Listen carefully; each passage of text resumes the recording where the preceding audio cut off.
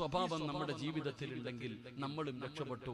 മരിക്കുന്ന സമയം നിന്റെ സ്വർഗത്തിലെ നിനക്ക് അല്ലാഹു സ്വർഗത്തിൽ ഒരുക്കി വെച്ചിരിക്കുന്നത് നീയും കണ്ടിട്ടേ മരിക്കൂ. അല്ലാഹു അങ്ങനെ മരിക്കുന്നവരുടെ കൂട്ടത്തിൽ പെടുത്തുമാറാകട്ടെ. അല്ലാഹു അങ്ങനെയുള്ളവരുടെ കൂട്ടത്തിൽ നമ്മളെ പെടുത്തുമാറാകട്ടെ. അപ്പൊ ആസിയ ബീബി റളിയല്ലാഹു തആല അൻഹ നമുക്ക് പഠിപ്പിച്ചു തന്ന പാഠമെന്താ? ആസിയ ബീബി റളിയല്ലാഹു തആല അൻഹ നമുക്ക് പറഞ്ഞു തരുന്ന പാഠമെന്താ? എന്റെ പ്രിയപ്പെട്ട സഹോദരങ്ങളെ, ഒന്നാമത്തെ പാഠമെന്താ? എന്റെ പ്രിയപ്പെട്ടവരെ, ആസിയ ബീബി റളിയല്ലാഹു തആല അൻഹ നമുക്ക് പറഞ്ഞു തരുന്ന ഒന്നാമത്തെ പാഠമെന്താ? അല്ലാഹ് ആരാണെന്ന് നീ പറഞ്ഞുകൊണ്ട് നടക്കുകയാണ്. ഇന്നല്ലദീന ഖാലൂ റബ്ബുനല്ലാഹ്,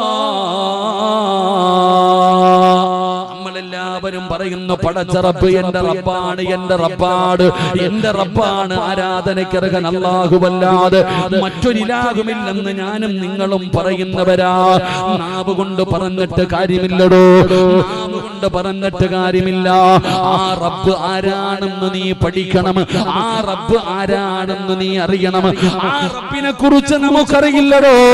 അല്ലാഹ് ആരാണെന്ന് ഈ വഅദ് പറയുന്നവനോ കേൾക്കുന്നവനോ അറിയില്ല.